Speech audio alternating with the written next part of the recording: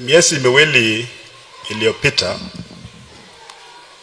tulikuwa na kamati ya Council of Governors kule Mombasa. Sitaki kusema ni ipi.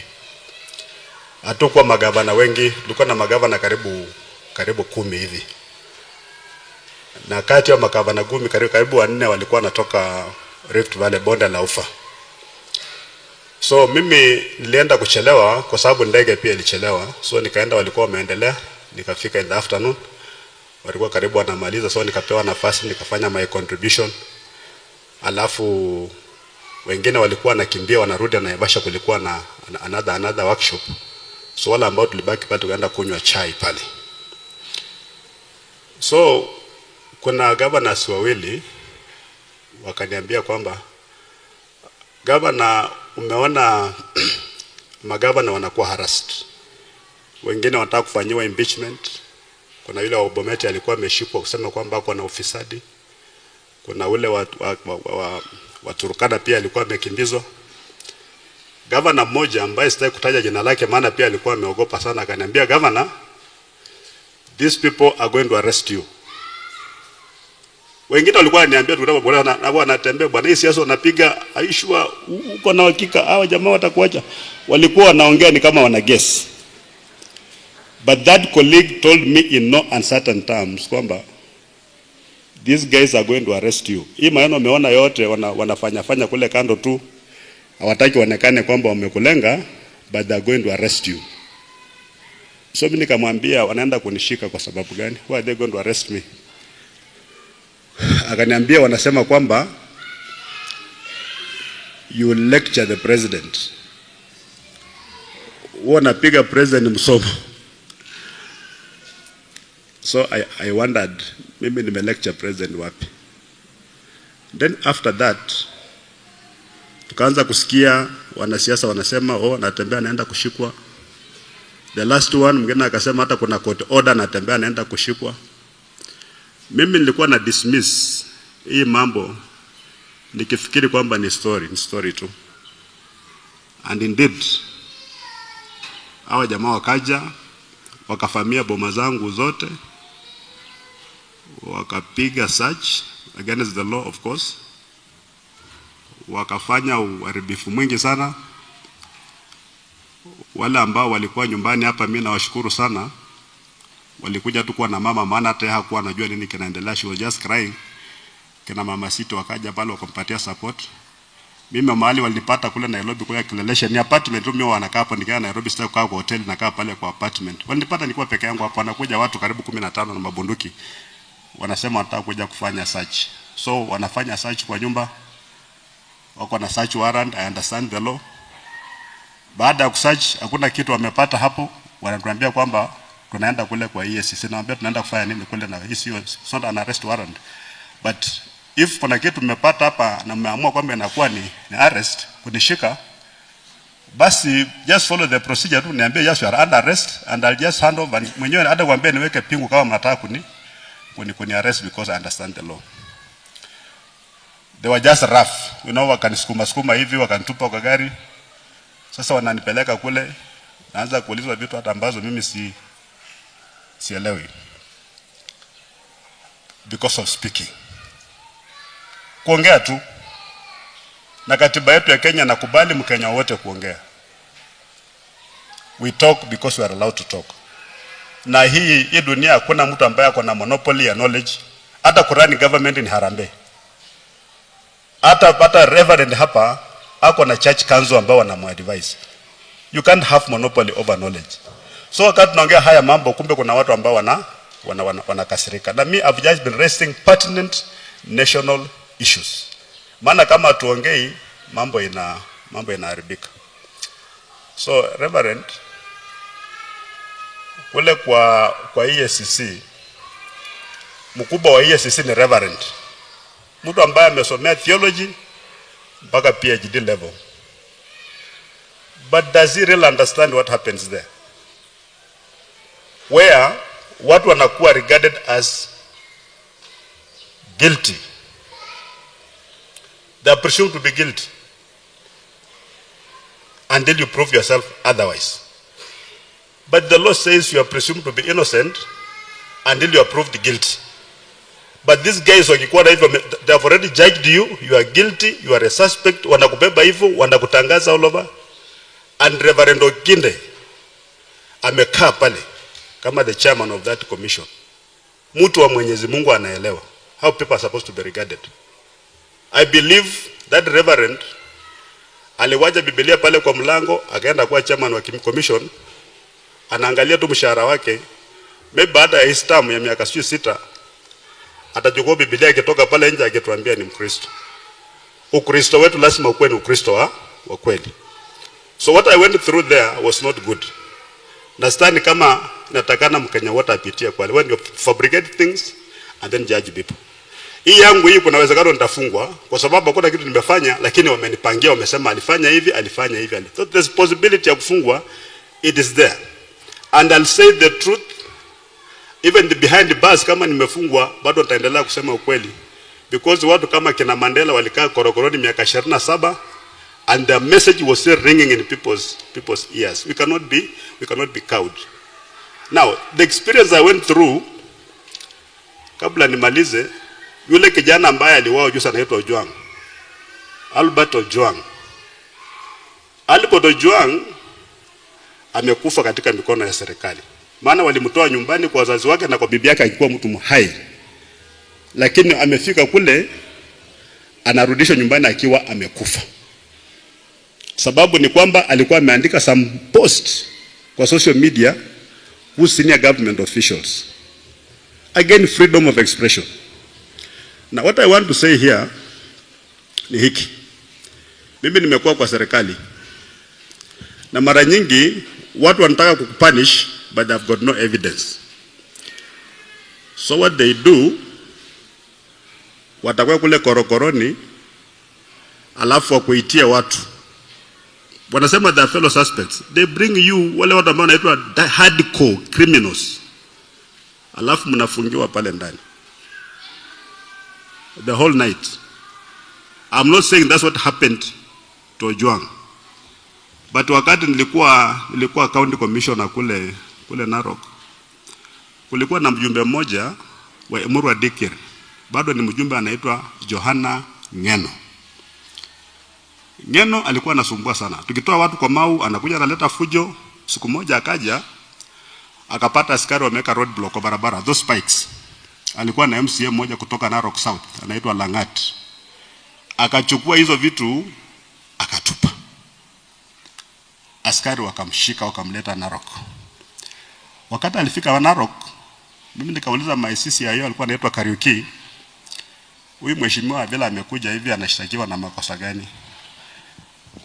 Akasema gavana, huyu jamaa tulikuwa tumemshika tupunguze ile mambo ya incitement kule, but tulikuwa tunataka kumwacha, lakini kuna watu wametoka DCI headquarters wametake over this case, kwa hivyo haiko kwa mikono yetu tena. Kufikia around 6 kuna jamaa anaitwa Patrick Ndutu. That time alikuwa chief administrative secretary katika ofisi ya rais. He was my boss. Akaanza kunipigia simu akisema, commissioner please, wacha mheshimiwa atoke asilale hapo ndani. And I knew they were related, maana mheshimiwa Ngeno ni kama ameoa msichana wa Ndutu. Mimi nikajaribu kuambia jamaa, patia mheshimiwa free bond ama cash bail, asilala hapa, aende kama utamhitaji atakuja. Jamaa akakataa. Akasema hii mikono iko kwa hii mambo iko mikono ya wakubwa. So kufikia saa 1 jioni na nusu giza, mimi naambiwa na askari mmoja hapa ati kwamba ati kuna watu wameletwa usiku wanataka kufungwa pamoja na huyu mheshimiwa na wamfanyia mambo mabaya sana. They were going to sodomize him.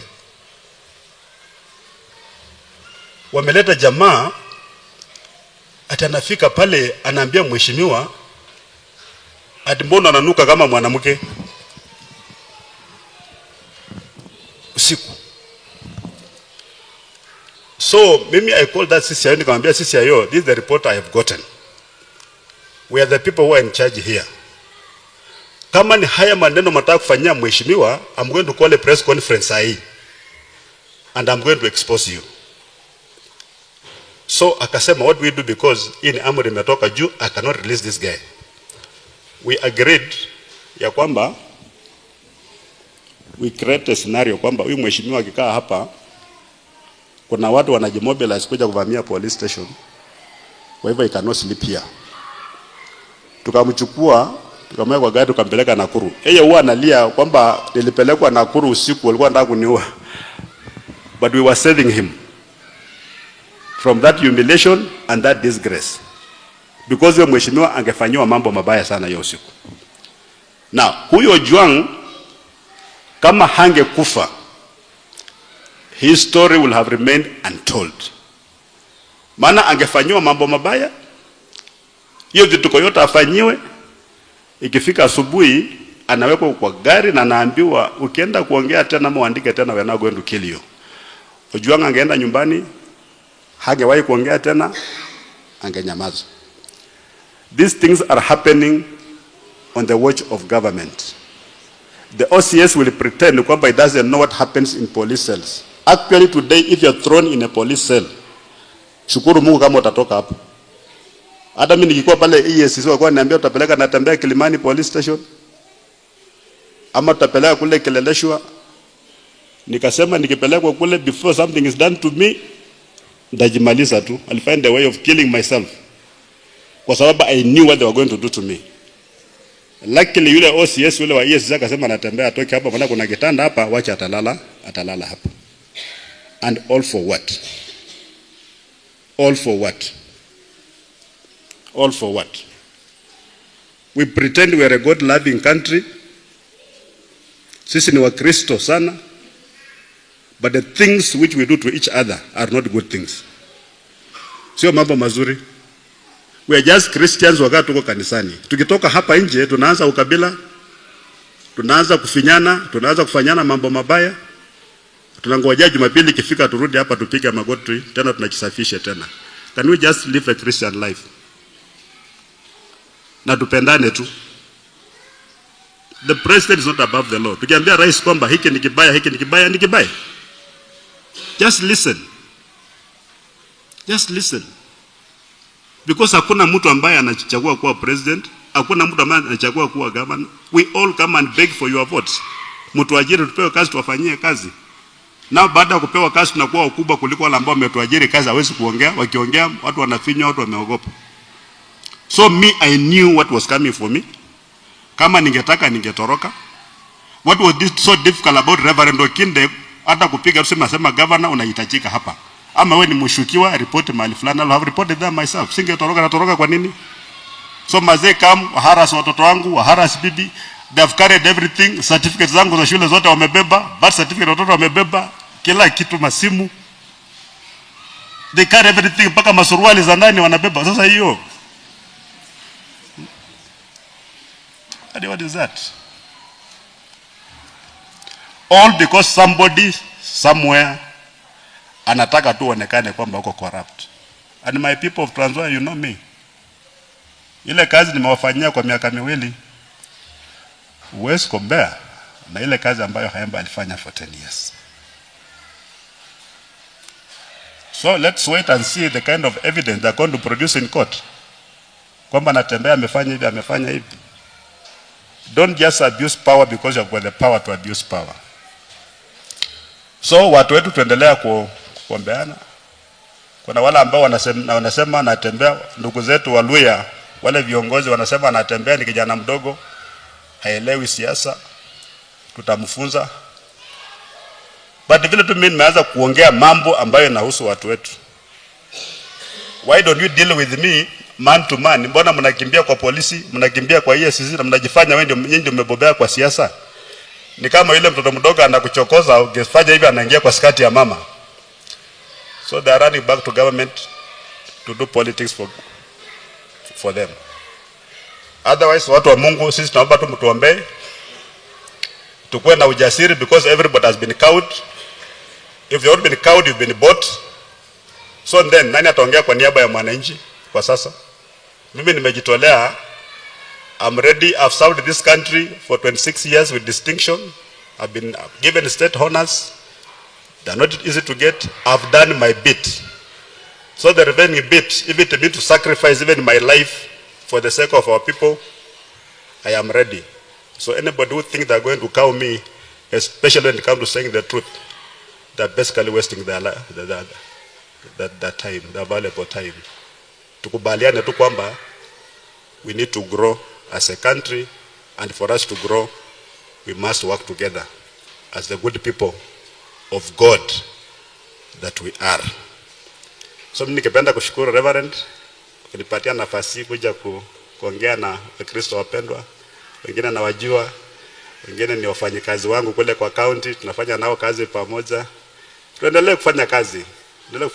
These are just little hurdles. Mwenyezi Mungu akupunguzie mzigo. Akupatia mzigo, anakupatia nguvu ya kubeba wewe mzigo. Si ndio? So we don't pray kwamba these burdens were reduced, but we ask for God's strength for us to bear these burdens. May God bless you. Asante sana.